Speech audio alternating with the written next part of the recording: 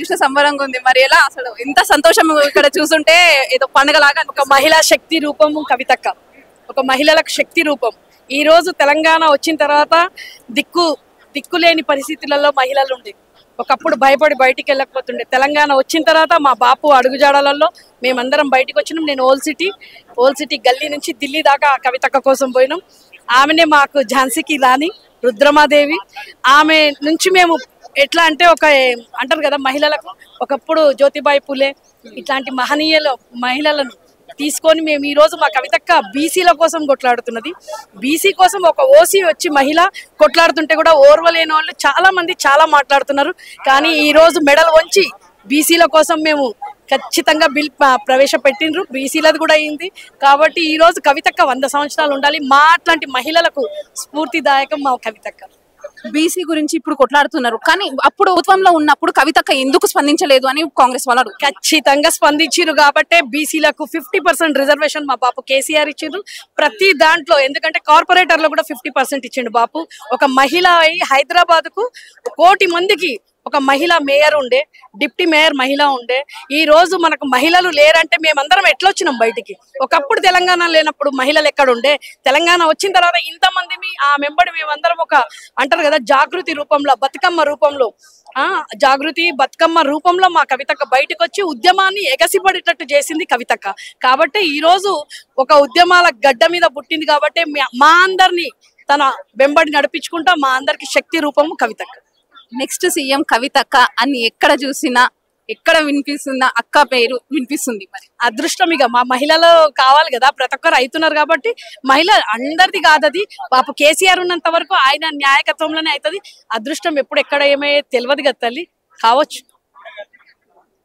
ఇప్పుడు బీఆర్ఎస్ లో కవితక్క ఎంత బలమైన స్థానంలో ఉన్నారో అయితే కాంగ్రెస్ నుంచి కూడా ఒక మహిళా నాయకురాలను గట్టిగా నిలబెట్టాలి, అక్కకు దీటుగా అన్నట్టు విజయశాంతి గారిని నిలబెట్టాము అని మా వార్తలు వినిపిస్తున్నాయి. ఎంతో మంది వచ్చిండ్రు, ఎంతో మంది కొట్టుకోపోయిర్రు. కాంగ్రెస్ వచ్చి 14 నెలల తర్వాత పదవి ఇచ్చిన తర్వాత విజయశాంతి వచ్చింది. పదవి లేనప్పుడు ఎక్కడుంది విజయశాంతి? విజయశాంతి ఇప్పుడు వచ్చి మాట్లాడుతుంది కదా, పదవి లేనప్పుడు ఎందుకు రాలేదు? తెలంగాణ ఉద్యమంలో ఉన్న తెలంగాణ ఉద్యమాలలో ఉండి ఎన్ని పార్టీలు మార్చింది? ఒక తెలంగాణ ఉద్యమంలో ఎగిసిపడేటప్పుడు ఉండేటోళ్ళు చాలా మంది ఉన్నారు. ఇప్పుడు మా ఉమ్మక్కనే కానీ తూల ఉమ్మక్క ఉన్నది, చాలా మంది మహిళలు ఉన్నారు తెలంగాణ ఉద్యమంలో పాల్గొన్నోళ్ళు. మళ్ళీ ఈమె తెలంగాణ ఉద్యమంలో ఉన్నప్పుడు మళ్ళీ వేరే పార్టీలకు పోవాల్సిన పని ఏమొచ్చింది? పదవి లేదని. పదవి కోసం పనిచేసే వాళ్ళు చాలా మంది వస్తుంటారమ్మా, పోతుంటారు. వాళ్ళకి రోజు కూలీ ఇస్తుంటారు, తీసేసుకుంటారు. కూలీ ఇవ్వకపోతే రారు. అట్లాంటిది కాదు కదా. తెలంగాణ గడ్డ మీద పుట్టినాం కాబట్టి ఈ రోజు పౌరుషాలకు, మా అమ్మ కూడా తెలంగాణ ఉద్యమకారాలు. మా అమ్మ ఈ రోజు మాకు 10 సంవత్సరాలు 15 సంవత్సరాల నుంచి 20 సంవత్సరాల నుంచి పదవి లేని వాళ్ళు అందరూ వదిలిపెట్టి వేరే పార్టీలలో పోయిన వాళ్ళు ఉన్నారు. కానీ వాళ్ళని లీడర్లను అన్నారు. ఈ రోజు ఆమె తెలంగాణ మళ్ళీ 15 నెలల నుంచి ఆమె కాంగ్రెస్ వచ్చినాక మహిళల మీద ఎన్నో అత్యాచారాలని, ఎంతో మంది మా గురుకులాల పిల్లలు చనిపోయారు. బీసీల కోసం పోరాడుతున్నారు. ఇప్పుడు మళ్ళా అన్న చూడండి, ఆయన బీసీ కోసం పోరాడింది కాబట్టి ఆయన సస్పెండ్ చేసిండ్రు. ఈమెకు పదవి ఇచ్చిండ్రు కాబట్టి ఈమె వచ్చింది. చూసాం ఎన్ని రోజులు ఉంటది ఈమె పదవిలో ఉంటది, ఎంతమందిని అక్కడ తట్టుకొని శక్తి. మళ్ళా విజయశాంతి ఎక్కడ పోతుందో చూద్దాం. కేసీఆర్ గారు తొక్కేశారు కాబట్టి ఇన్ని సంవత్సరాలు విజయశాంతి గారు బయటికి రాలే అంటారు. కేసీఆర్ తొక్కే అంత పనులు ఆమె ఏం చేసిందో? కేసీఆర్ ఎవరిని తొక్కడమ్మా? కేసీఆర్ తెలంగాణ తీసుకొని వచ్చిండే కేసీఆర్ పైకి రావడానికి. తెలంగాణ ఈ రోజు మొత్తం వరల్డ్ లో నంబర్ 1 తెలంగాణ. అందులో మహిళలకు మహిళా పక్షపాతి అని కేసీఆర్ అంటారు. కానీ ఈ రోజు ఆమె కేసీఆర్ తొక్కితే ఆమె అంత పెద్ద ఝాన్సీకి రాణి అని చెప్పుకుంటది కదా, తొక్కంగానే వెళ్ళిపోతుందా? మళ్ళీ ఇప్పుడు ఎవరు లేవాలి? రేవంత్ రెడ్డి లేవట్టిండా, మళ్ళా రాహుల్ గాంధీ లేవట్టిండ్రా? ఆమె ఎవరు లేవట్టిండని మళ్ళీ ఇప్పుడు వచ్చింది. ఎవరు పదవి ఇచ్చిరని మళ్ళీ వచ్చింది.